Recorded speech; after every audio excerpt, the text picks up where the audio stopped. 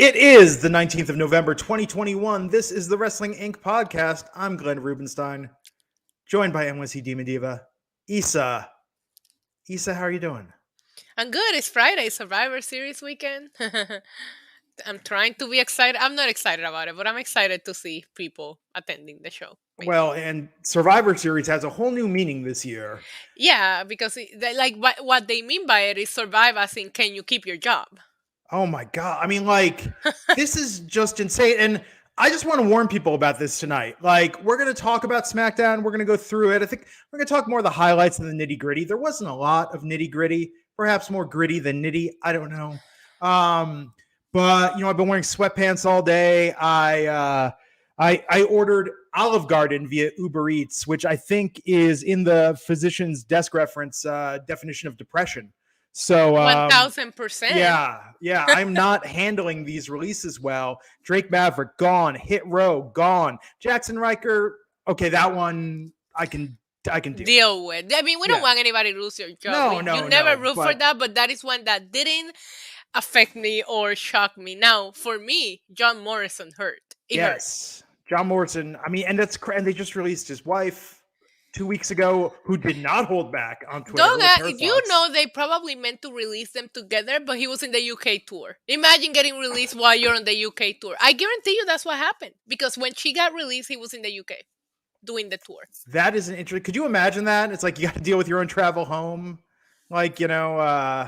Sorry. But you can't wait to, listen, neither one of them should get released, period. But you can't even do it together. Imagine, right? She gets released, he comes home from the tour, they kind of talk it out. You're married, you know how this goes. We're going to be okay. He goes back to work, and then boom, he gets released, and then you have to go over this depression stage, or you're both losing your jobs all over again.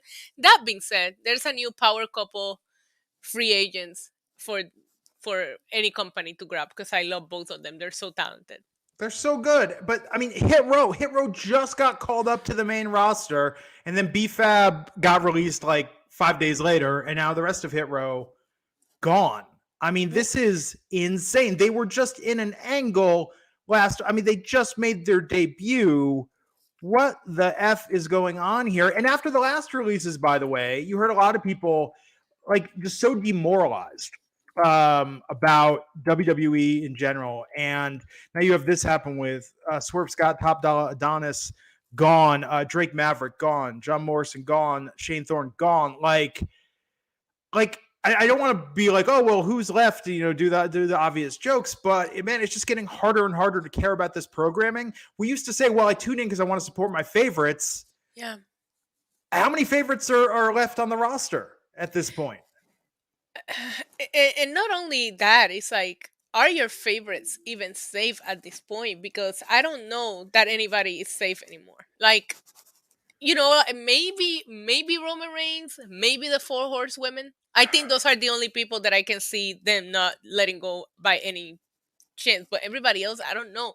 Every time I think that I can't even, it upsets me. And the fact that Thanksgiving is next week, you have Christmas coming up. I thought they'd be done with these releases. This is a weekly thing now. I don't understand. Bless you. Thank you. Hit that mute button in time. Yeah, and there's never a good time. It could be like, oh, they're released, Arbor Day's right around the corner. That's very heartless. Maybe they were going to plant trees. Now they have to scale back their Arbor Day celebration. I think Arbor Day should be every day. It's true. It's true. No, look, there's never a good time to release people. But yes, the holidays has an extra sting. It's extra shitty. But that being said, I mean, they are getting paid out during their non-compete. They're getting their downside for, 90 days, which is also weird because if they had the state in NXT, their non-compete was 30 days. Now it's 90, so they get more severance. But man, I mean, I'm very curious about which one of them have 90 and which one of them have 30 days, because I guess Hit Row probably just renegotiated their contract, so they probably literally just went into a 90-day. Maybe Morrison. I think everybody else has a 30-day. I don't know anymore. I think Taya only has 30 days. I can't wait to see her perform somewhere else. Now people are noticing the hats that were behind me are gone. I don't know where the hats went. This room might have eaten Are them. those eggs? They're egg crates. So why do you okay. Okay, so here's what I did when I moved. We packed ourselves. We packed all our stuff, right? And my first thing was like, I'm not going to do the boxes too heavy because we actually moved everything into storage and then had the movers show up at the storage place and only come to our house for the heavy stuff. So when I was packing things, not clothes, but when I was packing anything like computer equipment, audio equipment, things like that, I started saying, okay, how am I going to do this so nothing's going to break? Because my fear is losing something in the move or breaking something in the move. So I got these stacks of egg crates. I would put them in the bottom. I would essentially make like this layered thing. And then when I had extra space in the box, I would like fold them up and use them like packing material. So my boxes were like extra cushioned at all sides. I mean, okay. Did you ever, what's funny? Did you ever do the egg drop in science class in high school? No. Did you ever do that? So they used to have this thing called the egg drop. And what they would do is you would get an egg and you would have to drop it off the roof, but you would have to design something to protect the egg. And I always won that. Like one time I put it inside a loaf of, put it inside a loaf of bread. So it was padded. Like I would build like boxes around. I always won the egg drop. This was very much like the egg drop challenge, but moving. Not a single thing broke. That's amazing. In Puerto Rico, they teach us how to survive a drive-by in high school. We don't protect any eggs. We had to protect the egg. Not the weird parenting class thing where it's like, hey, kids, this is how hard it is to raise a child. Take care of an egg for a week, and then practice safe sex because if you effed up the egg, oh, my God, I don't want to let you near a baby. But no, I think, it was the egg drop was a big challenge. I remember big cornerstone moment. But here's the funny thing about moving. I packed maybe 10 t-shirts, pairs of underwear, socks, etc., etc. I have a ton of boxes labeled t-shirts and different things, but I didn't label which were the ones that I'm like wearing versus like I opened up a box and I'm like an Enzo and Cash shirt, a Social Outcast shirt. I can't find my go-to t-shirts. They're somewhere in this room. I've been working on trying to organize my closet for like 2 days, and it's not a good idea. Now, did you get the paper airplane contest in school where you had to design the paper airplane that could fly the farthest? Shit.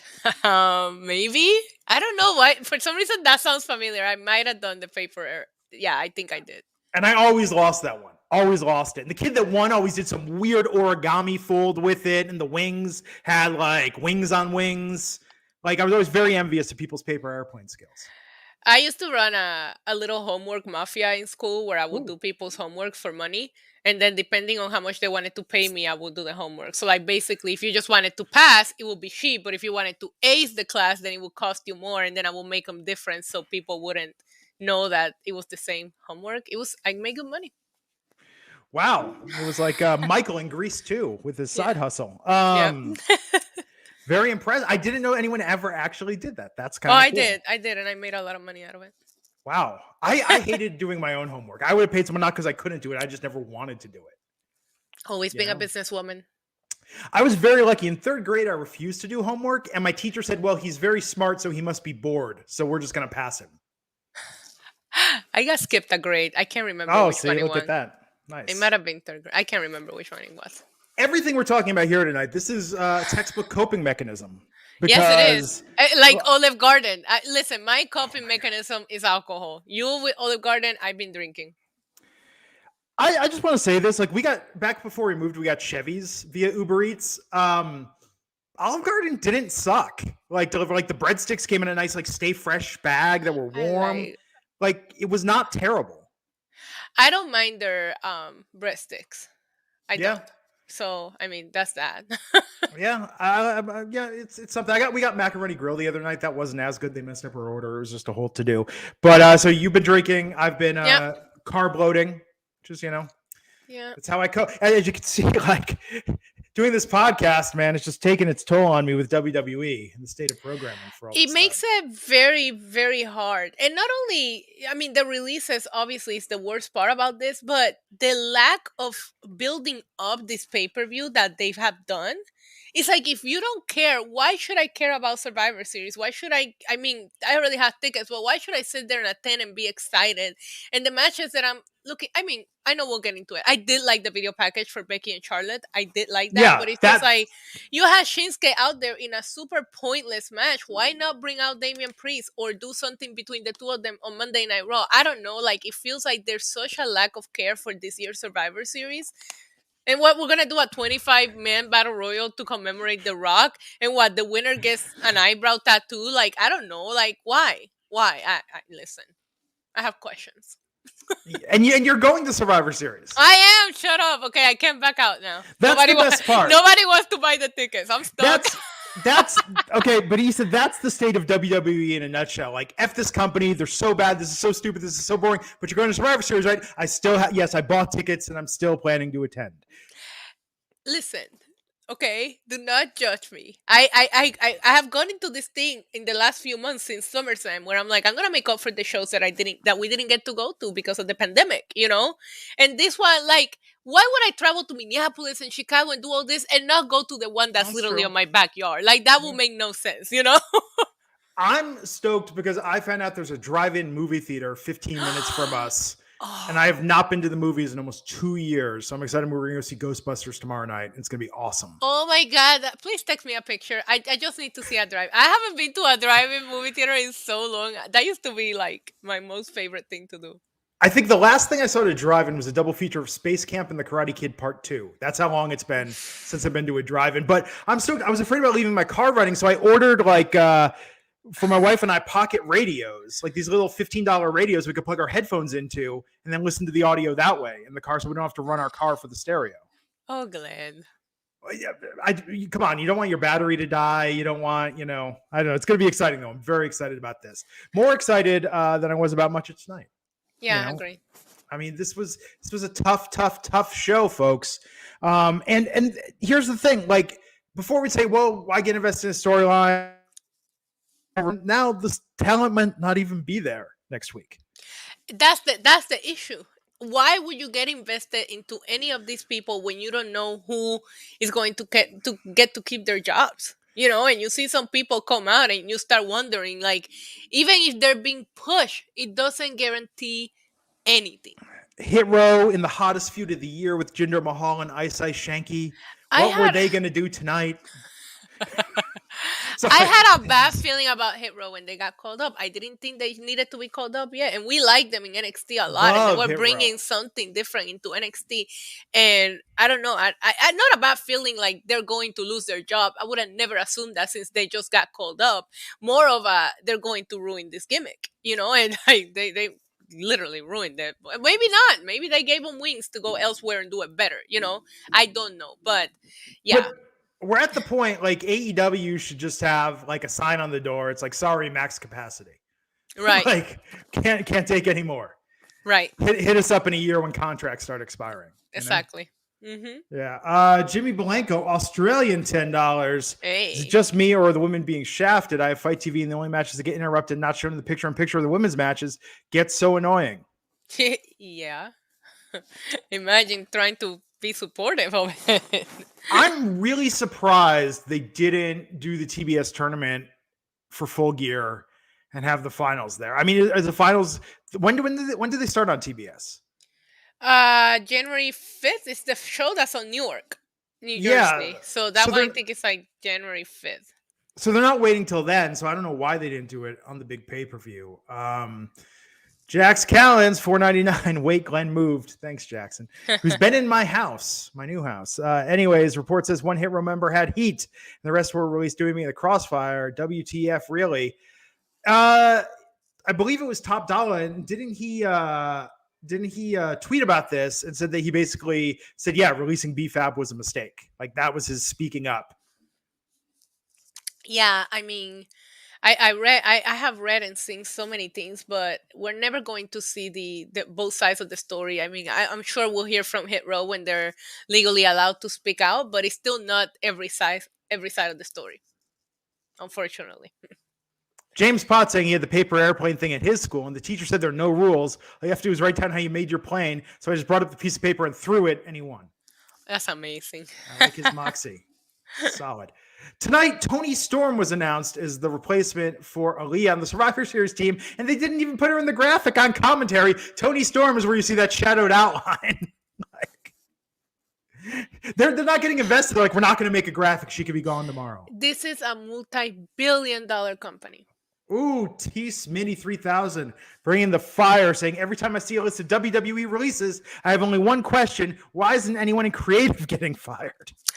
Well, For the record, I do think that the releases are not just talent. I think talents are the ones that we find out. But I don't know as far as creative goes, but I know that people behind the scenes have also, they've been doing cuts all across the board, not just talent wise. Oh man, it's just so crazy, man. Like all of this. Just as and Tegan Knox also gone. Like, Oh, poor for girl. sake.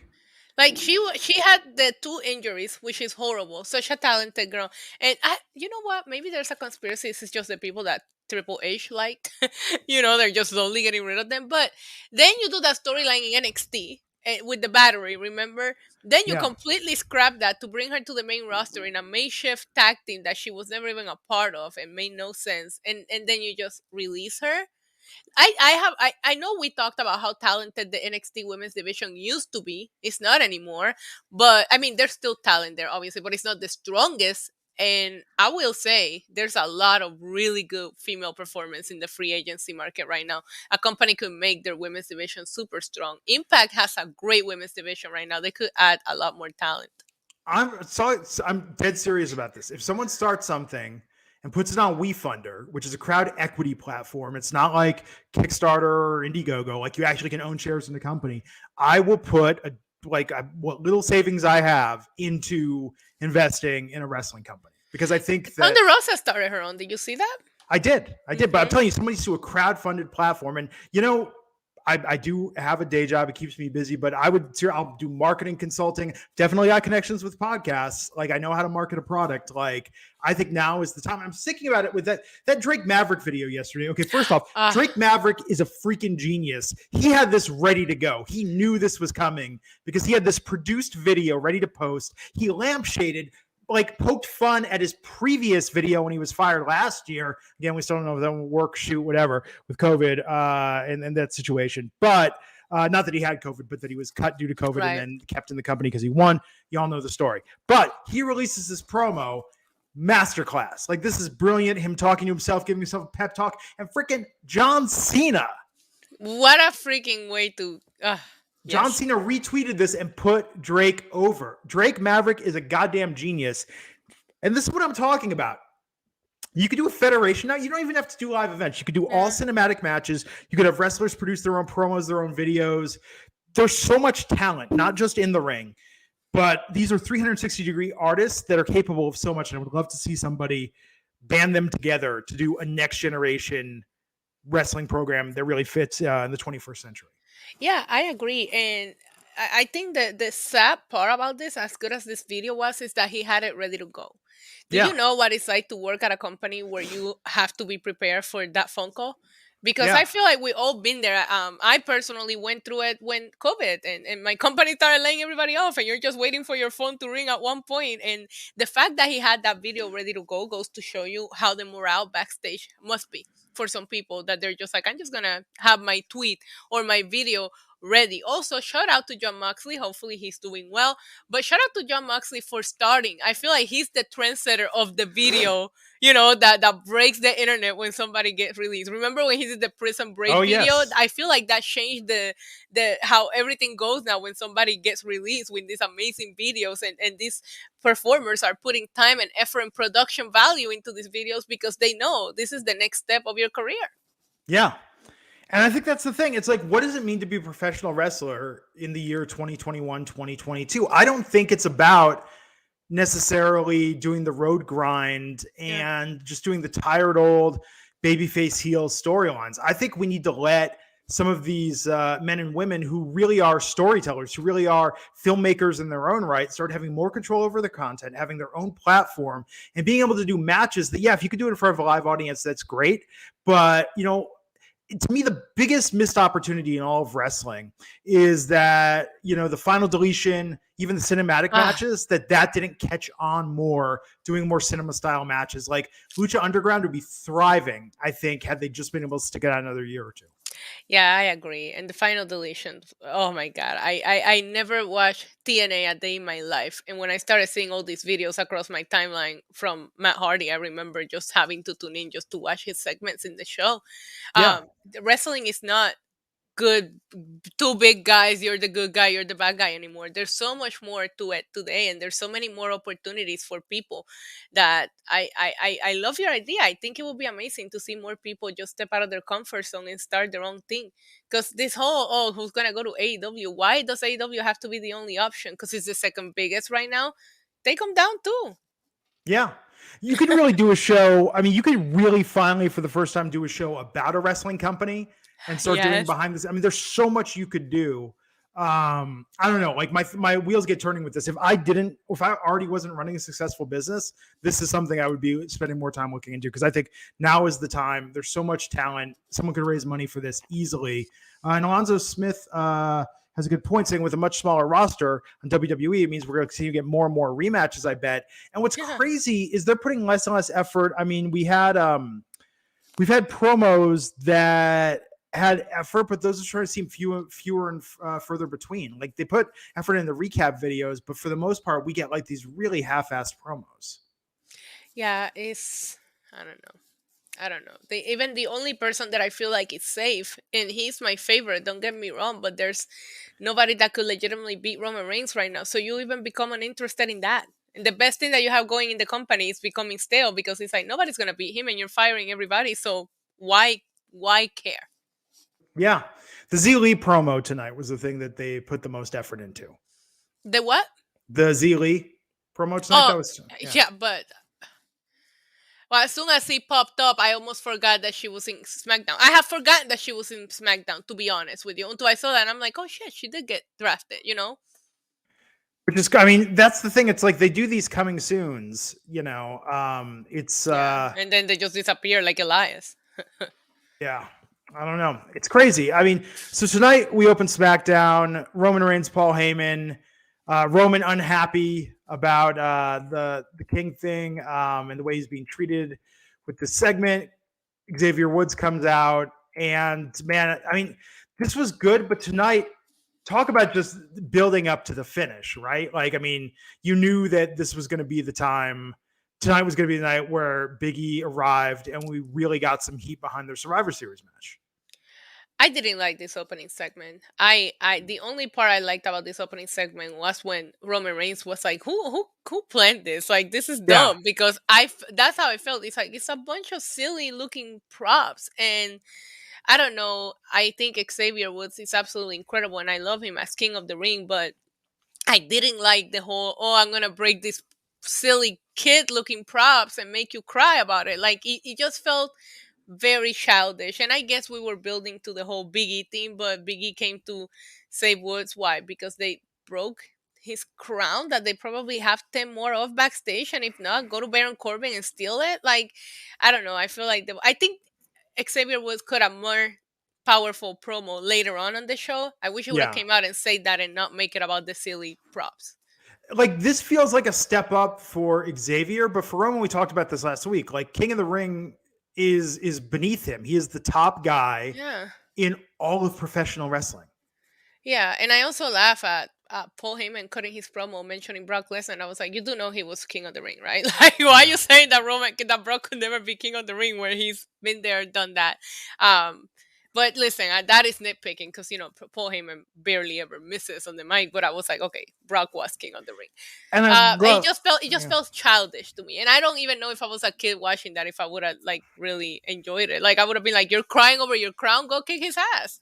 I love Xavier Woods, and I'm so glad he has King of the Ring. But Roman Reigns, this isn't a direct comparison, but it's like Martin Scorsese or Robert De Niro never showed up at the Nickelodeon Kids' Choice Awards.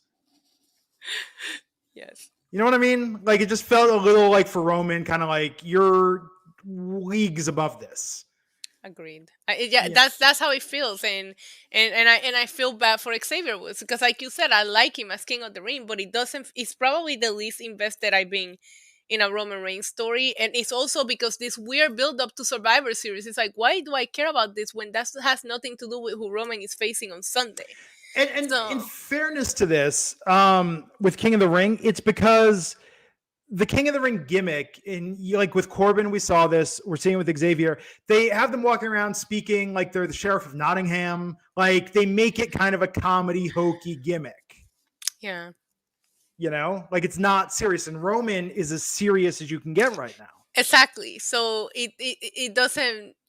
Xavier Woods' energy as King of the Ring doesn't match what Roman has been delivering for weeks, and they tried to make it work today, but it looked silly to me. It looked childish. I didn't like the opening segment, and that's you know this. I'm barely ever critical of anything that involves Roman Reigns, but Oh, it yeah. just wasn't it for me. It didn't do it.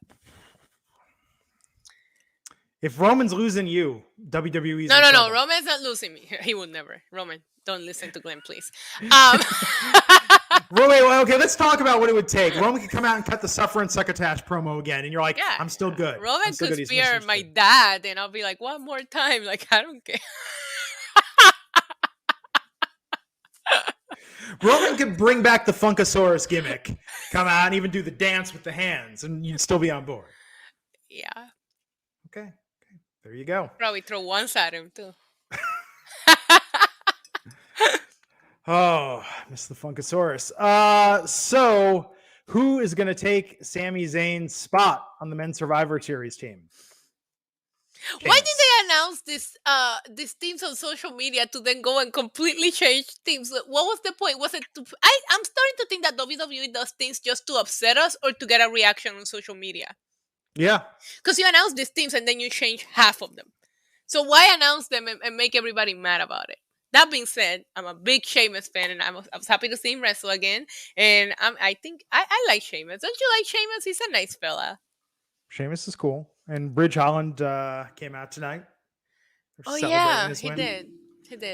I was more excited to see Cesaro and Sheamus in the ring together, and I was begging for a bar reunion. Now, again, this isn't a comparison, and I don't want to begrudge anyone or say anyone should have lost their job over anyone else. But if we took a show of hands of the WWE universe, okay, what do you think the ratio is of people that were excited about Hit Row versus Ridge Holland? I think Hit Row had more followers than Ridge Holland. I forgot who Ridge Holland was tonight for a second when he first came out. And we covered these shows. I mean, this is where it's just kind of crazy, right? So when Jackson Riker or something like that gets released, you're like, well, they weren't really using him, didn't really get over.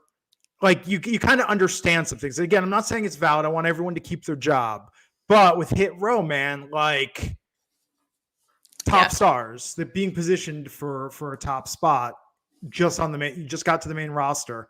I don't know. So tonight, Sheamus won this match. I mean, celebrate with Ridge Holland. So he's going to join Drew McIntyre, Jeff Hardy, Xavier Woods, and Baron Corbin for Sunday's 5-on-5 traditional Survivor Series elimination match against Raw's team, which is Bobby Lashley, Austin Theory, Finn Balor, Kevin Owens, and Seth Rollins. Yes, and then do you realize that in this fatal four-way for a spot to fight for SmackDown, 3 of them just moved to SmackDown from Raw. So why would they care? Yeah. The only person that has been on SmackDown the longest was Cesaro. Everybody else literally just came over from the draft. So why would I just don't understand this whole, listen. Maybe I'm just very sour at WWE right now because I feel very nitpicky at everything they did tonight, but can you blame me? Yeah, and it's like, oh, Jeff Hardy backstage, you know, getting into it with Corbin and Madcap Moss. Can they coexist? Can they coexist? That's gonna be okay. When I make my crowd-funded wrestling company, that's what I'm gonna name it: Coexisting Wrestling Federation. Oh my god! And you're going to invest in it. Thank you very much. Yes. Okay, so Aaliyah and Naomi versus Shayna Baszler and Natalya tonight. Natalya and Shayna getting a win. And it was a speedy, awkward count. Yeah, the Connecticut screw job. Yes. Like when? When do they get their triumphant victory? They don't, apparently. And now you put Natalya. Could you imagine? I'm sorry, like this is dark. Strap in, folks. Could you imagine this keeps happening and Sonya's so bad, and then they keep thinking payoff, and then you wake up one day and they're like both released. I mean, that's the payoff. That's the freaking company that we're like I seriously thought, this is no hyperbole. I was seriously like, why am I doing this podcast tonight? Why am I covering Survivor Series? Like, and I'm seeing this more and more. WWE's alienating their fans, and I feel like they've alienated their fans for years, but it was in this weird sort of like codependent relationship state for a long time where they would keep people we loved, but they would book them poorly, and we would stick around because we're like, oh, they're gonna one day, I'm still supporting them even though this really sucks. But now, like, you support somebody and they're just gone. Oh, we are 100% in a very abusive relationship with WWE, and we all have Stockholm syndrome, and we cannot leave it. It's bad, man. Because look at, like, I was just telling you how disheartened I feel, but what did you say? You called me out because I'm gonna be there Sunday. So it's just like that's usually how it goes, and I don't know if it's ever gonna come down to anybody really like having any kind of fanfare backlash for them, right? And I was even talking about this earlier on my own stream, where it's like if it's a business decision, WWE is going to get purchased, right? Let's say they're getting ready to sell. I don't know this, but let's say that it's a business decision. A business person is going to purchase this company regardless of how ethical or unethical they are, because they're a profitable company, well-known multi-billion-dollar company. So why do they care? They don't have to care. Yeah. And the crazy thing is, I've been reading this book, which I highly recommend. It's called Sellout, and it's about the 90s and 2000s music scene. And it's about a lot of independent bands like Green Day and Jawbreaker and the Donnas and At the Drive-In who jumped to major labels. And it's interesting because in a lot of the stories, for it's like with Jawbreaker or Jimmy World is another one of them, they get dropped by their label.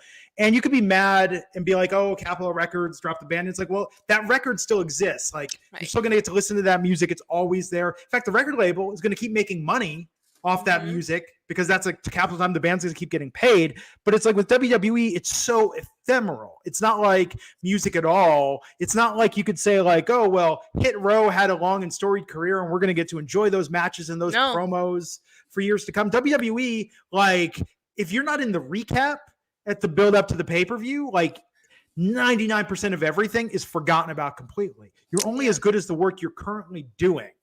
And that is a challenge. And again, not to keep coming back to this idea, that's where if you had a cinematic wrestling company and things where it was more like movies, or it was things with rewatch value, I think you could really change the game. It's insane they put all this effort into something that is discarded newspaper the next day. Right. You know? It's very weird. Very, very weird. We had Jeff Hardy versus Madcap Moss. Jeff Hardy got the win. Yep. You invested in Madcap Moss? Not at all. Not him, not his stupid jokes. But I will say one thing. I don't know what Adam Pearce's problem is. I don't know if it's because Brock Lesnar ripped his pants. But ever since Brock Lesnar messed him up, he's a very weird man. Like, I don't know if he got I don't know if he got concussed. Because, like, first of all, he wants Raw to sweep. He wants Raw to sweep SmackDown, but now tonight he's rooting for SmackDown. And then Madcap is over there like making a joke, and he comes in, he's like, "It's not funny. You're gonna have a match tonight." And I'm like, "Oh, so we can't even laugh? Like that's the morale backstage, that these guys are trying to have fun, and you don't allow them to have fun? Why? What team does he want to win? Because on Mondays he's acting like he wants Raw to win. On Fridays he's acting like he wants SmackDown to win. Not even the authority, because I don't see him as an authority figure, are somebody to get invested behind, because they don't even tell you a good narrative over why they're rooting for one particular show or the other. Yeah. I don't get it, man. It's very weird. Shinsuke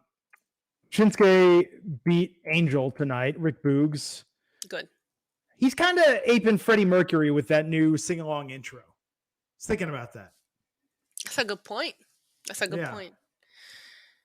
I'm excited for this match, and I wish it would have gotten a better build up, because I think that Shinsuke and Priest could steal the show on Sunday, but all we got is a video package. And I mentioned they announced it on social media.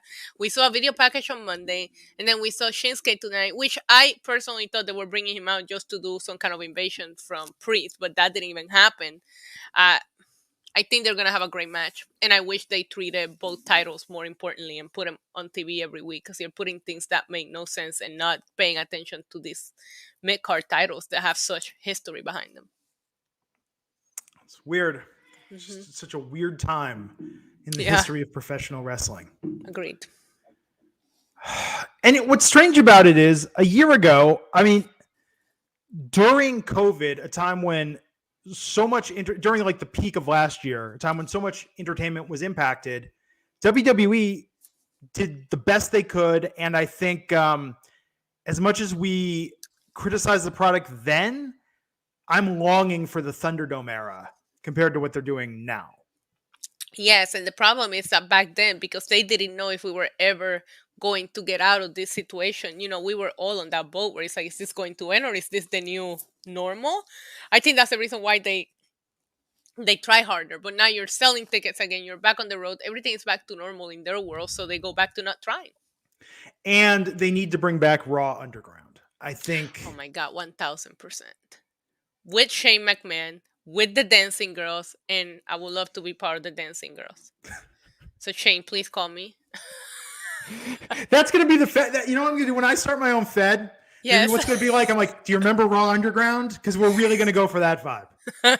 Please. 100%. Please. I want to run like a betting, like an illegal betting gambling scene, like where people bet on the fighters. Like, oh my God, Glenn, we need to do it. Oh my God. So, I mean, Lucha Underground had a bit of that, but I'm talking full Kumite blood sport. Like, yeah. Yeah.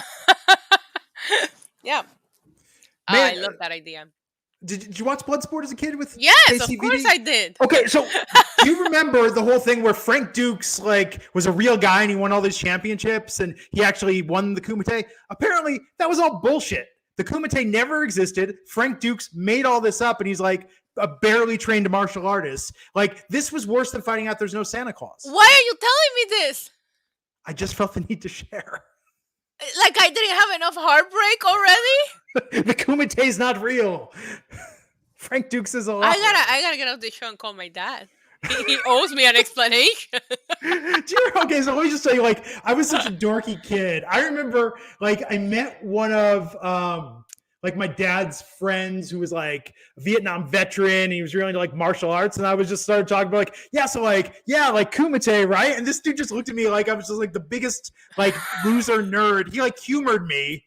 Like when he's trying to talk to me about actual martial arts. And my point of reference is Jean-Claude Van Damme doing the splits and punching a dude in the nuts in Bloodsport, you know? That's amazing. Yeah.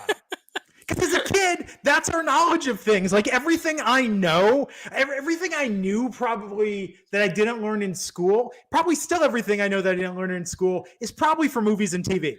1000%. I still remember, and I was so young, and I still remember the day that I found out that wrestling was not real. Sorry, chat, if you weren't aware. Wrestling is not real. But I was watching Lucha Libre, like the Capital Sports promotion in Puerto Rico with my dad. We watched it together every Saturday morning. And my favorite wrestler, his name was Ricky Santana, was on an angle where it looked like they burned his face. And I started bawling like hysterically because I thought they had burned his face. And my dad had to break the news to me that they didn't burn his face. He was okay and it was fake. And I remember that conversation so clearly. You know, when like you believe in these things and then when you find out they're not real, that stays with you. You get traumatized from that.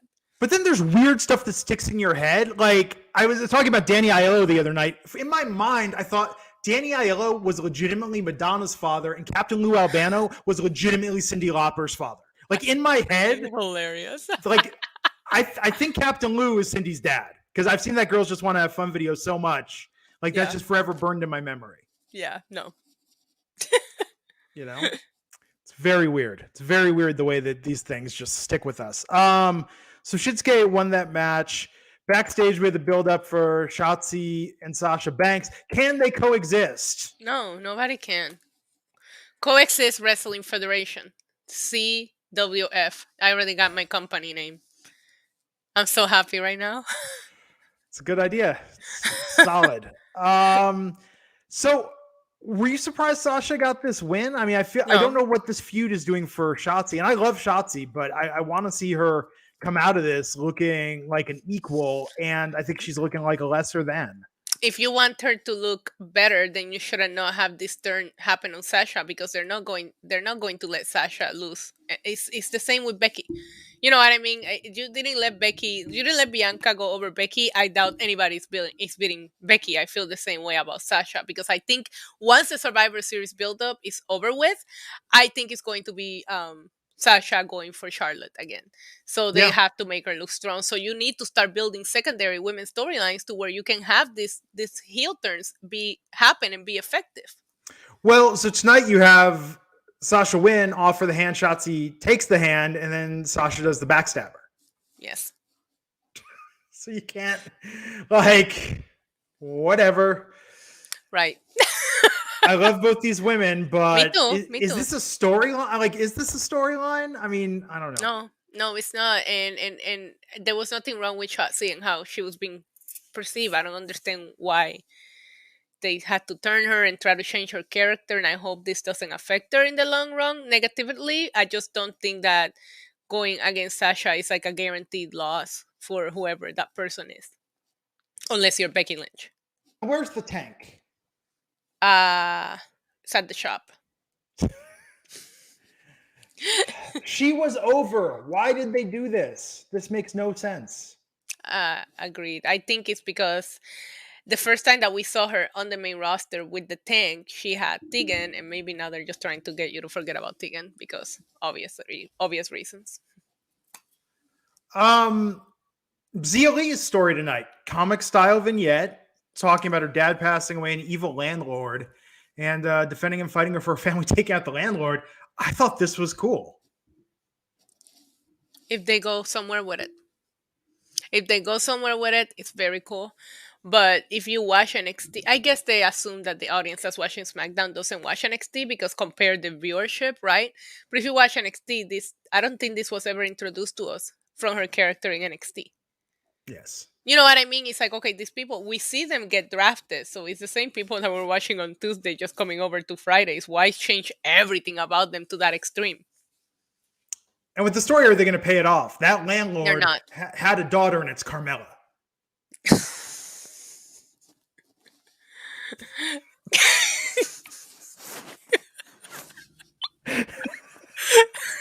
Glenn, stop.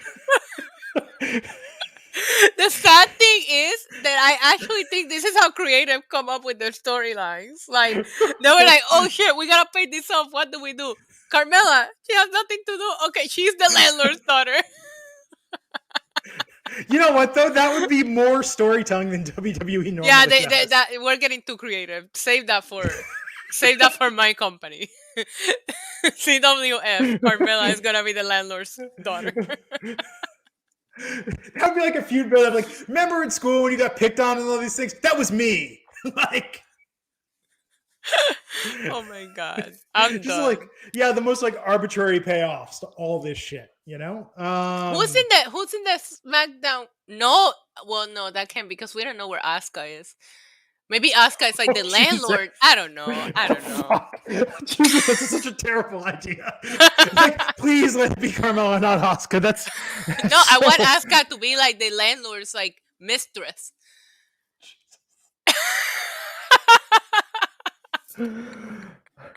WWE Kings of Sensitivity in this modern age.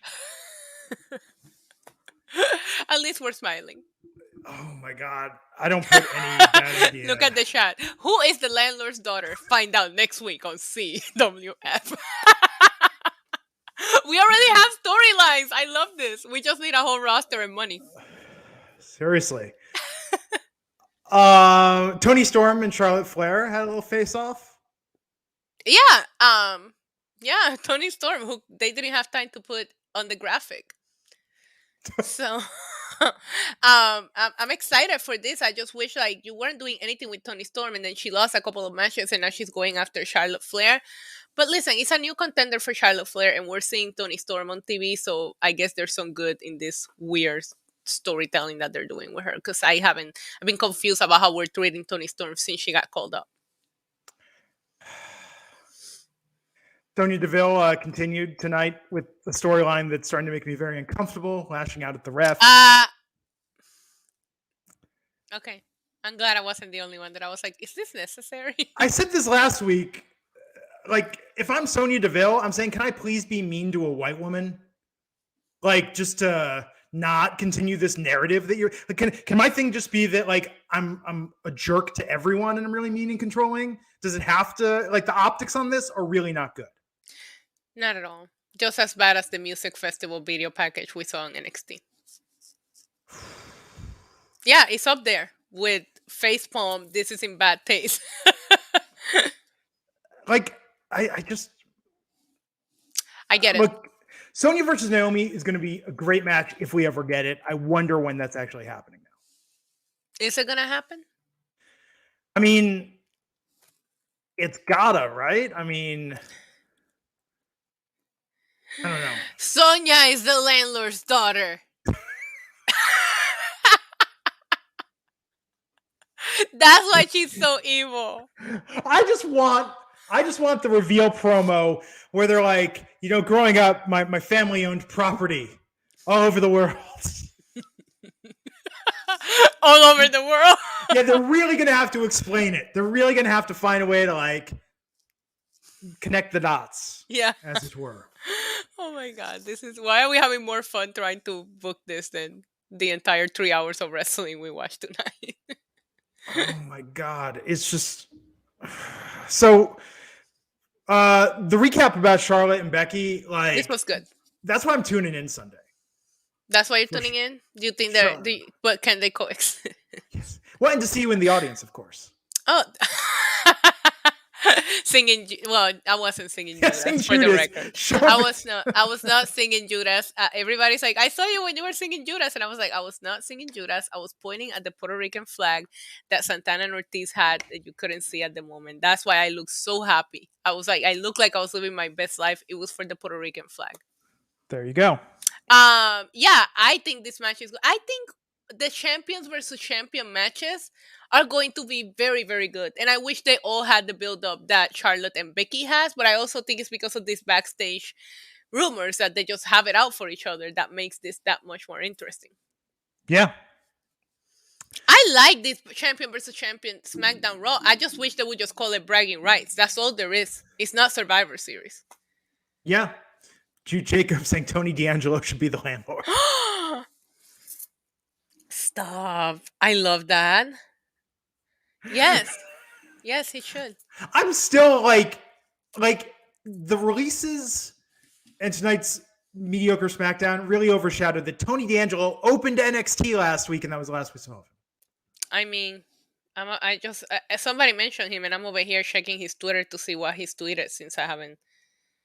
Okay, he hasn't really tweeted much. Okay, I hope. And I want that Dexter Lumis painting of Tony with the fish. Yes, want that painting. That was a good painting. Such a good painting. So Xavier Woods out cutting a promo tonight. This promo was better than what they did on the opening segment. Yeah, again, but this is Xavier going up. Like, this works. Good for him that he's in this with Roman, except the whole point of this is to get Big E more emotional investment in his Survivor Series match with Roman Reigns. So he's out there waiting for the Usos, and Big E throws the Usos out and comes out and then starts attacking Roman. And I mean, good for Xavier Woods, but he's like the side dish in this match. Right. Yes, he is. And I don't think that Big E stands a chance against Roman Reigns. So why should we be invested? I think they're going to put on a good match. Big, meaty man slapping meat. We love that. But don't Google that, everyone. Or do if you're in, listen, it's the weekend. Google it. Yeah. But I don't think that Big E is going to beat Roman, and that's the thing. And I was talking about that even with Britt Baker. Once a champion becomes that dominant, then it's easy for you to not get involved in anything that they do because you know they're gonna win no matter what. So just sign up for the good match because Roman Reigns has been putting on great matches, but you know who's going to win. He's gonna smash him. Did you watch Roman on the Jimmy Fallon show? I did not. He was on Jimmy Fallon. Becky was on Colbert, correct? Right. He looks so handsome. He looks so handsome. He talked about his kids. He talked about WrestleMania. Talked about Bad Bunny. Fought for that. So yeah, just thought I'd mention that because I thought he looked beautiful. Oh, if people looked at your search history. Did you watch Bad Bunny on the Latin Grammys last night? No. Oh my God, he had he was on fire, like literally. I don't know how they did that special effect, but cool. It was awesome. He had a really good performance. Nice. I guess we should talk about Rampage. I'm trying to see what's in my search history now because I've got I was seeing earlier tonight is the TV show Alice with Linda Lavin streaming. I was searching that. What else? I was looking at the Papa Don't Preach video the other night. There was that. I was looking up Avril Lavigne. She has a new single out. I was curious, how old is Avril Lavigne now? And then I was listening to Michelle Branch after that. And I was realizing Michelle Branch's album came out 20 years ago and I felt really old. Fake firefighter. I don't know why. Oh, you know what? Because oh my god! Because when I was watching Bad Bunny in that on fire, I was looking for a picture of a fake firefighter, and I was gonna tweet it and be like, "This is me pretending to be a firefighter to save him." 212 area code, because it was an infomercial tonight, and they were like, "Call 212 COVID-19," and I was like, "Wait, hold up." The 212 area code is nobody could get it, so I wanted to know how these people managed to get the 212 area code. So I googled 212 area code tonight. Sheamus versus Cesaro, best of 7. It's on. You googled that? Yes, because I wanted to know if my memory was serving me right, that Sheamus had a 3-0 lead. Remember? There you go. And then Cesaro came back, and then they had the 7th match. Yeah. I was looking up Orphan First Kill, the prequel to Orphan that's coming out in January. They doing a prequel? Yeah, and Isabel Furman's back, who's now like in her 20s, and she's playing the kid again. No, hold on, I gotta go to IMDb. Okay. Yeah, and they said they're not using CGI. They're going to use like makeup and forced perspective and stuff. Well, did you see that? Well, did you watch Halloween Kills? I did not watch Halloween Kills yet. So, spoiler alert, people. So if you don't want to hear it, don't hear it. But I think everybody knows about it. But they brought back like Dr. Loomis, but the person that played Dr. Loomis passed away. Yeah. Right. Yeah. So they ended up just doing it with prosthetics and a person that had his body built. It wasn't CGI, because everybody was talking about how good it looked, but it wasn't CGI. It was a real actor with a bunch of prosthetics to make him look like. And it's really good. But I was like, it's too good to be CGI. Like, that was my whole, and I was like, but he's not here anymore. Like, how did they do that? And it ended up being an actor with prosthetics. Wow, that is cool. I think old school effects often age better than computer, because computer effects now, you look at effects from 20 years ago, what was quote unquote cutting edge 20 years ago. Right. It don't look that good on most TVs. Wait, what's the name of the new Orphan? It's called Orphan First Kill. Oh, wow. That's an aggressive name. I know. Well, it's about her first. I'm not going to spoil the movie Orphan. If you have not seen the movie Orphan, that movie's so messed up. That has the most batshit crazy twist of, like, that's easily like in the top 5 craziest twists to a movies I've ever seen. My God, I already love the poster. I gotta find out more about it. Okay. I'm very excited about this. Somebody in the chat said that our conversation right now is better than all the wrestling tonight. Yeah, I'll believe it. Why? I'm looking through my Wikipedia history. That would be the most embarrassing. Oh my God, imagine. I'm like, why did I read a Wikipedia article on the band Smile Empty Soul? I'm just looking through this and I'm just like, yeah, it's a lot of like, here's my other thing too. I watched the new James Bond No Time to Die this weekend. And sometimes when I'm not paying attention to a movie or I have trouble following it, I'll just go to Wikipedia and read the synopsis up to where I am in the movie to kind of fill me in. I've done that. Yeah. So, and I watched the director's cut of Rocky IV the other night. That was very good. So I was reading about that. And then I was reading about the Degrassi The Next Generation promo that was the Shark in the Water music video from 2010. Apparently, I read a Wikipedia article on that the other day. The new Insane Clown Posse album. It's just, maybe what was it? What'd you say? Big men slapping meat. Meaty men slapping meat.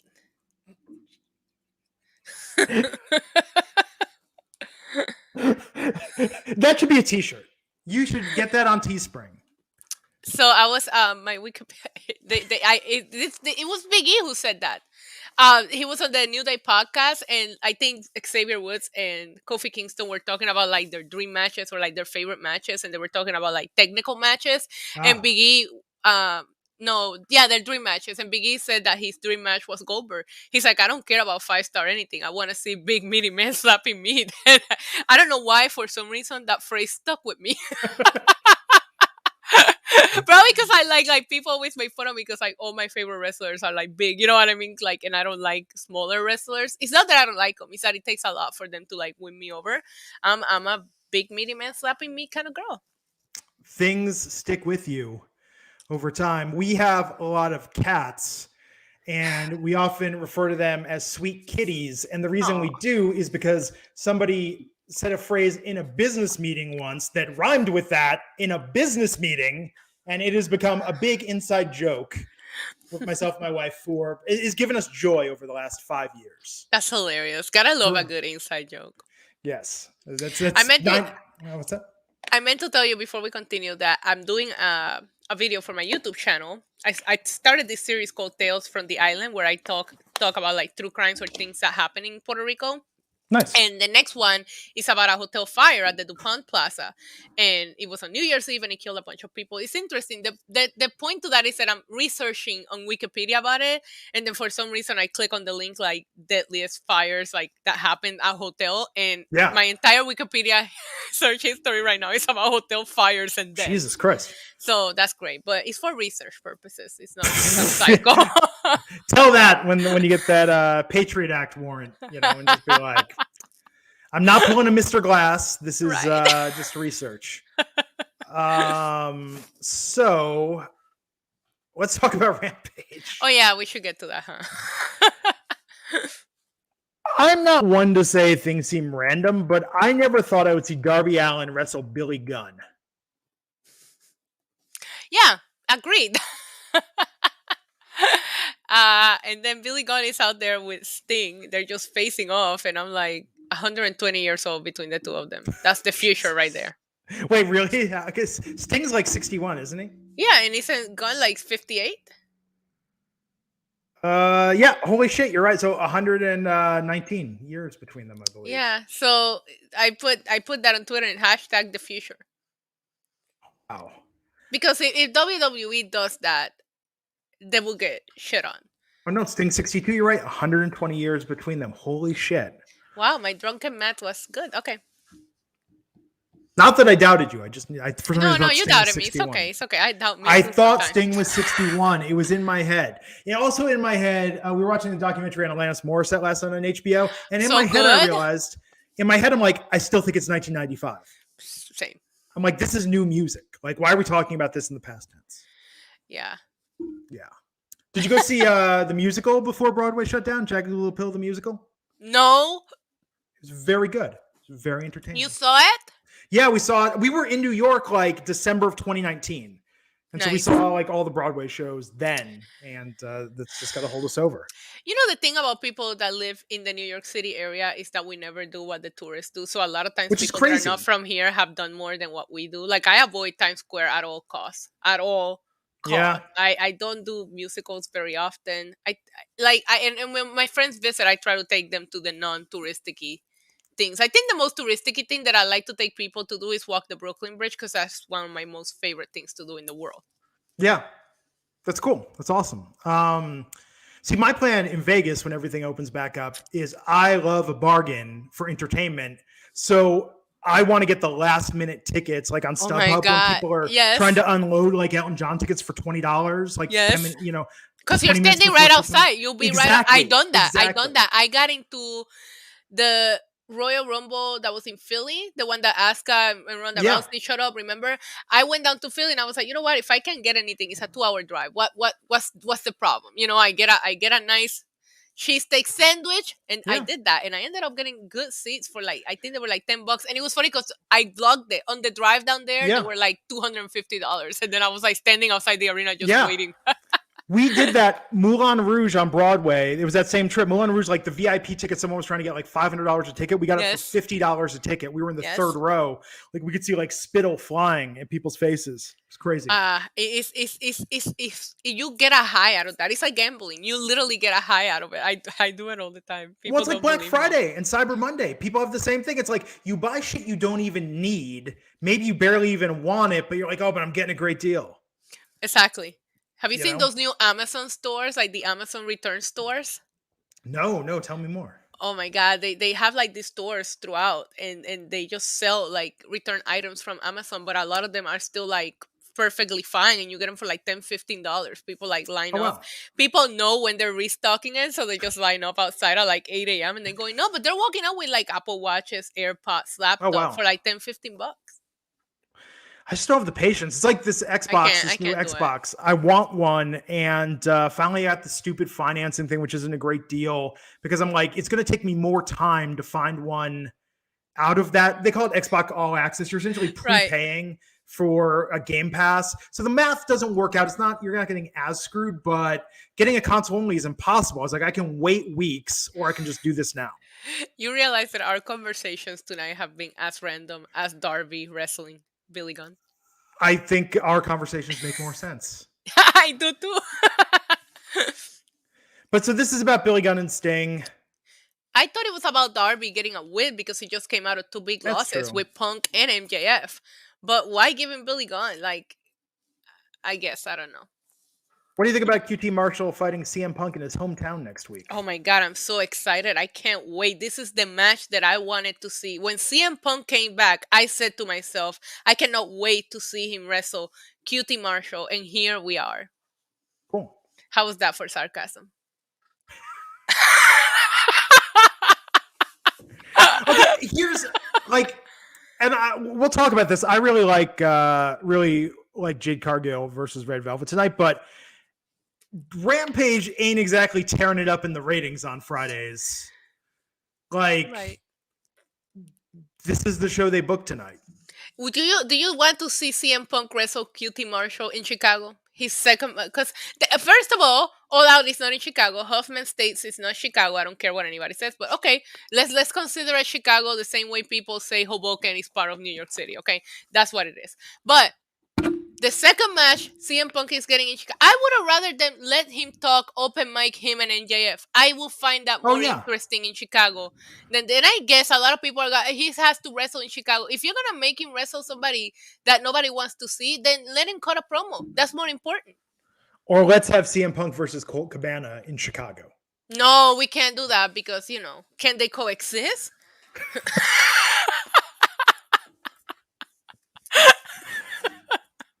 I hope Raj doesn't listen to this show. He's gonna fire us all. Whatever Raj is doing tonight, let me guarantee you, he's ain't watching SmackDown and Rampage. He's getting ready to come to New York. Yeah. There you go.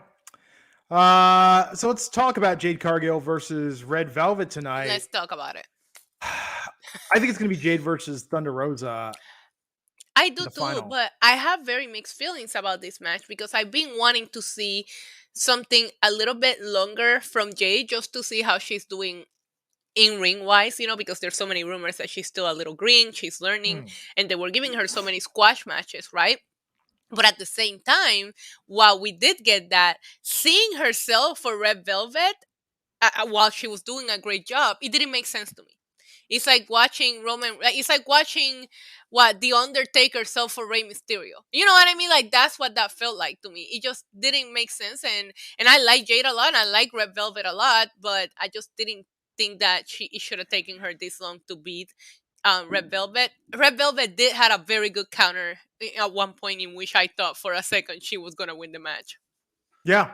I don't know why they didn't give this match more time. It's just odd. I feel like AEW, as much as publicly they say they are trying, and gosh darn it, Tony Khan wants respect and recognition for all he's done. For everything. Tony Khan, oh God. Is he an only child? Why are you laughing? It was a legit question. But I don't know. I don't know who's going to win it. I could see Jade winning it. I think Thunder Rosa, I would like for Thunder Rosa to win it, but I feel like they're really building Jade. It has to be Jade. Yeah.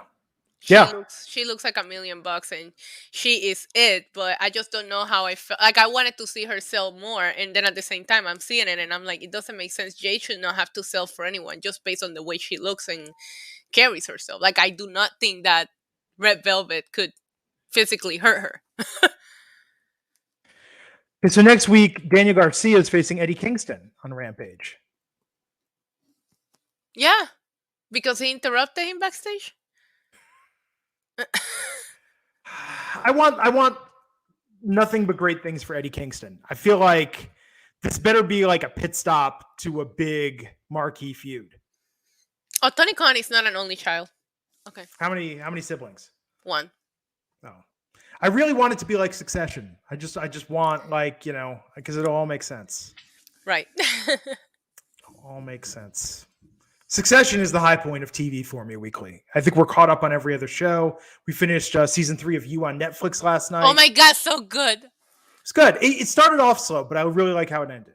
I did too, but I like that show a lot. It's just like, don't you feel weird to sympathize with the serial killer? Like, you don't think that they make him so freaking lovable? Oh, in season 1, with What's Her Face, we were like, he could do better than her. Like, he doesn't deserve it. No, why she doesn't deserve this man that wants to kill everyone for her. It's such an effed up show, but it's very entertaining. It is entertaining. I really like that. It's very different from the books. So I don't know if you read the books. No, I downloaded the books, but I have not read them. So this season is completely different to how the books go. Did you know that the actress that plays Love is dating the guy that played the son next door, who's actually older? He's older than she is. But he looks 12 on the show. Yes, I did know that. And it makes sense that they had that chemistry because I didn't know. Watching it is when I found out about it. I think it was on my timeline. And I was like, that makes sense because they really did had a good chemistry. They did. Anyhow, back to wrestling. We should just get back on stereo and just talk about random. I know. Well, look, here's the thing. Our live numbers haven't gone down tonight since I think some people are entertained by us. I've been saying this for 4 out of the 5 years I've been doing this podcast. This isn't a wrestling podcast. This is a wrestling support group. Oh my God, it's so funny that you say that because when I live stream on my channel, I always say that. I sound like Joe Gacy too. I'm like, this is a safe space. We're all gonna hang out, vent together, like talk about it. Like I think on Wednesday, I was drinking on my stream, right? Because why not? Yes, I was drinking, and I ended up saying that I thought Matt Jackson was cute. That's how drunk I got. Okay, yeah. Now nobody's gonna let it go. Every time he shows up on the screen, I get tagged on so many tweets, and I'm like, I need to delete that stream from existence. I could do worse. He's not, not a bad-looking guy. Oh, really? You think he's up there? Well, I mean, I'm just happy that somebody's validating my feelings because I even put out a poll in the middle of this drunk stream, and 75% of the vote says stop drinking now. Only 25% of people agree with me. I may have voted in that. I don't remember. Oh my God. Oh my God, could you imagine if Twitter made public the polls you voted on? No. Because that's what I hate about Instagram. But I don't ever vote on anybody's Instagram because I'm like, no, because Instagram exposes. They tell you who voted what. Twitter respects your privacy, man. Matt Jackson looks kind of like the second best looking guy in like a late 90s pop punk band. You know what I'm saying? Like, he's not the cutest member of Taking Back Sunday, but he could be like the second cutest. Yeah, I see your point. I mean, he could be he's like the cuter bass than player his brother. Well, but he could be like the bass player for Yellow Card, and it'd be like. I see what you're saying. Not the lead singer, but he'll still get some here and there. Yeah, and F, Marry, Kill, maybe he's the Mary, in that because he's kind of safer choice, doesn't have that bad boy quality. Right. Who will we kill? F, Marry, Kill. Okay, Glenn. F, Marry, Kill the Young Bucks and Adam Cole.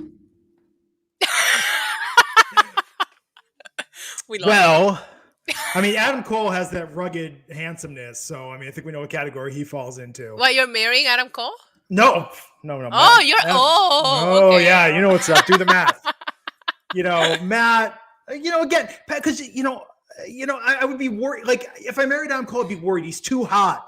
Sure, he's a little short, but he's like too got that rugged handsomeness. I'd be afraid he'd be unfaithful all the time. But with Matt, I think Matt's like just good looking enough, but not so much that I would be like threatened or worried that he would leave. Right. Like, why haven't you responded to my text? It's been 20 seconds. He's not that cute. Right. Yeah. And Nick Jackson, sorry, bro. Like, in this equation, it's nothing personal, but in this equation, we see how this shakes out. Right. Agreed. All right. That was great. Good job.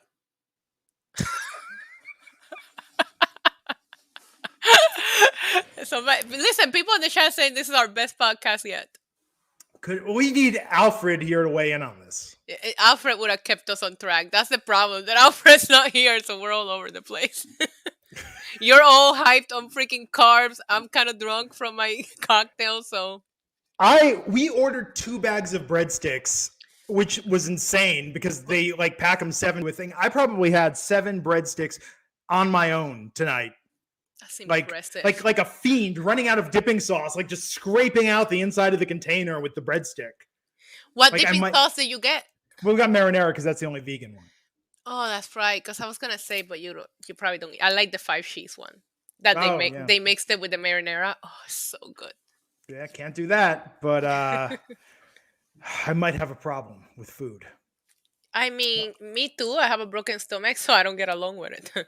Oh. Oh man. And then the doctors be like, "You're better off on a liquid diet," so that's why I drink all the time. I don't think that's what they meant by a liquid diet, but I'm sticking with it. I feel like someone should do a study on how I can have been vegan for 20 years and still eat so poorly. Like I feel like I almost should get like some sort of award for this because I went vegan. I was at the Area 2 tour with Moby and like David Bowie played there. It was like a great show. And I was hanging out at the PETA tent. I was talking to this girl that I was quite enamored with. And I was explaining I was vegetarian. She was like, why don't you go vegan? And she was explaining how easy it was. She was like, Trader Joe's has vegan chocolate chip cookies. She was telling me all these things. I'm like, you know what? I'm going to try it. I'm going to go vegan. I thought I was going to look like Moby. I thought I'd be the scrawny, emaciated looking dude, like being a vegan. And no, that has not worked out that way. My sister went on this like I hope she's not watching, but she went on this like vegan vegan kick for a little bit. And when I visited her, I remember like she would give me like the most unhealthiest things that were vegan, and I'm like, I don't think this is what you're supposed to be accomplishing. Like she was just eating junk food. I'm like, okay, why don't you just stick to how you were eating before? Because this seems even worse. It was vegan, but they were very unhealthy, high calorie options, and I'm like, Oh, I could what's just the point? I could eat Oreos all day. That's Ben what and she. Jerry. That's what she had. She was like sitting there eating Oreos, and I'm like, "How is this healthy?" And she's like, "Oh, they're vegan." And I'm like, "Really, sis?" Ben and Jerry's has 11 vegan flavors of ice cream. No, it was it. 11. I'm so glad you called it out because it was the Oreos that I was talking shit about. She will sit there and eat Oreos all day, and I'm like, "How is this a diet?" Yeah. Oh, you could just chug olive oil. That's vegan too. Main event tonight. Adam Cole, my not a husband, but I'm down. Right? Adam Cole and Bobby Fish. DTF. It's all about the DTF. If I had to pick, gun to my head, if I had to pick, just saying. Okay. Adam Cole and Bobby Fish versus Jurassic Express, Jungle Boy and Luchasaurus. Always a pleasure to hear Tarzan Boy. Were you surprised that Jurassic Express went over tonight and won this match? Yes, I am, and I'm tired of the only thing that Adam Cole has done since joining AEW has been Jurassic Express. You don't think that's like getting old? I mean, Jurassic Express, we've talked about this. Like, they haven't been the tag team champions. I think that both Jungle Boy and Luchasaurus have been massively over. Like, it is a testament that they're getting this opportunity to face off against, the number 3 hottest new talent in AEW. Number 1 being CM Punk, number 2 being Daniel Bryan, Adam Cole's number 3. They are setting this up for the Trios Championship. Yeah. Because Christian Cage came out with the worst "I'm gonna save you" run I've seen in a while. Like, he took forever to get down there. I'm like, come on, Christian Cage. Like, nobody. If my friend's coming to save me like that, I'm on my own. Like, we've talked about this before. It's like wrestlers in a ladder match trying to get the Money in the Bank briefcase. So stupid. You all need lessons or excuses for why you can't do things faster because you're like half-assed lollygagging way towards things is not impressing me. There was one year my friend took a sign and he was sitting right on the hard camera and the sign said "Climb faster," and he was at a TLC pay-per-view and I was like, that is perfect. Climb faster, because that's what we're all saying. Same with the hot tags. Like, when you're gonna tag somebody in, drives me crazy. Because they're sitting there like, ooh, like, me, Mr. Carter, like it's it's like so. And did you know how you can tell if it's a fake or if it's a real tag? Do you know the trick? Please don't break my heart again. You already giving me too many truths tonight. If a tag team partner is in the corner and he's putting out his hand, palm down, fake tag. Palm up, real tag. Wow. Yeah. Where's the mind blown emoji? Like I picked that up, I think on Reddit maybe 5 years ago, and now every time during a tag match, that's all I can pay attention to. I know. Now you just changed my enjoyment of tag team wrestling forever. It's crazy. It's crazy. And speaking of half-assing, because, tonight we're just going there. I had this debate earlier with my wife. If you are half-assing something, is the fact that the half-ass part you're doing, is that bad? Like you're half-assing it? Like, well, clearly you're pulling half of this out of your ass. Or would whole-assing something be the good thing, or would that be the bad thing? Like the half-ass part, is that the good part or the bad part in the half-ass? It depends on what kind of ass you have. If you have a nice ass, then if you're half-assing, then the ass part is the good part. You're the only person on earth who takes the concept of half-assing literally. Because, like, what if you have a really, like, I guess I took it too literal. Yeah, I see your point. I'm talking figuratively. If somebody says, Issa, stop half-assing it, it's like, well, should I be 100% assing it? Or are you saying the ass is bringing down the other part? These are the things I think about and have arguments about with my wife during wrestling. That's amazing. Yeah. Couples goals. How long have you guys been together? There's a reason why. 17 years. Exactly. Because you have these kind of conversations that other couples are afraid to have. Well, it was like the other day, blew both of our minds when I realized the word window has wind in it. I knew that. I caught that. And English is not even my first language, Glenn. Sometimes it takes a while. That Beatles record, Rubber Soul, just got that was like a play on Rubber Soul of a Shoe like a year ago. Yeah. And this is the way I say it. I go, oh, I get it. Because like that's literally how I process things. Yeah. It's okay. Sometimes we're all a little slow. It depends on what we're talking about. Sean Wiley, $5. I know they like Jade, but her and Britt having the 2 top women's titles as heels is not totally good, but I could see Jade turning face eventually. What is going on with Ruby Soho? They brought her into the company so on fire with so much momentum and fan support. And what is she doing? What are they doing with her? And her Isn't she wrestling? She's still in the tournament, no? No, I thought she got knocked out of the tournament, did she? No, she's still in it. No? I thought the final, Isn't she? Yeah, she's going against Nyla Rose. Wait, that didn't happen yet? I don't know. I thought that happened already. Don't put me on the spot like that. I don't cover Wednesdays. Okay. Wait. No, I think she's still in the tournament. Now I got a search. I'm pretty sure she is. AEW. I don't know what I'm looking for. The chat room will have her back on this. Of course they do. They're the best. See, she's still in the tournament. In the tournament. Well, they're not putting it on Rampage. The A show. Why is it the A show? Because that's the one that we cover on Fridays. Listen, Wednesday. Did you see that MJF and CM Punk are gonna have a feud? I saw, and instead he's wrestling QT Marshall in Chicago next week. Okay, but that is a dream match, Glenn. Jesus Christ. like who gets angrier tweets and comments from AEW fans? You or me? I actually tweeted tonight about how I met QT Marshall's dog at All Out Weekend, and I've been thinking about this dog every day ever since. That's the most interesting thing about QT Marshall. And in your Google search history, how to steal a dog. No, there was 2 dogs outside of Whole Foods today, and I wanted to steal them so bad.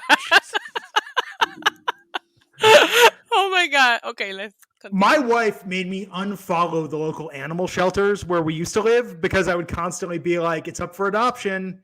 We could get another cat. Yeah. I have like this theory. So my dog is very clingy to me. Like, wow. And I have a theory that, don't ask why, but I feel like if I get another dog, he'll get better.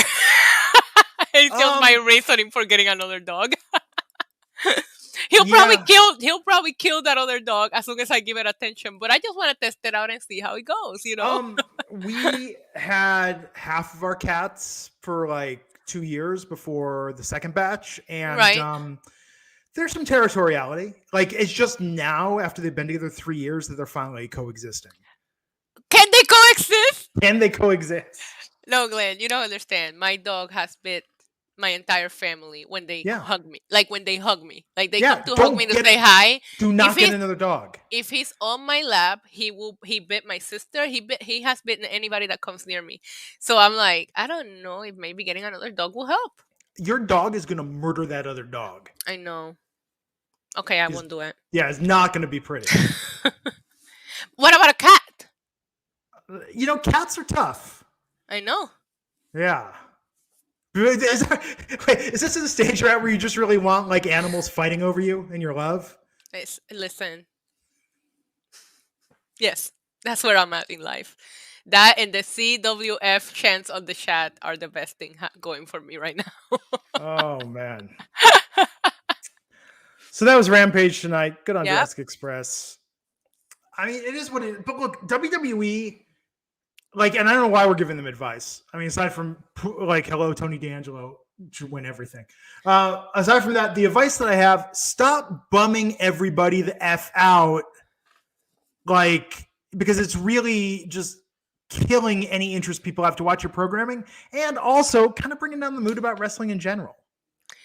Yeah, it's they just make it very hard to root for a company that we have been fans for so long, and I just want to enjoy professional wrestling, and they just make it very hard. And I don't understand how a company of that level can function in such a random, sporadic way where it doesn't feel like they even have a plan.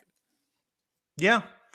Well, and this is apparent. This isn't like, plans change before the pay-per-view. It's like, no, we've got Hit Row versus Jinder and Ice Shanky 1 week, and then Hit Row's gone the They next had week. added Hit Row to the Battle Royal or the tag team something. The day that they got released, it was announced on social media.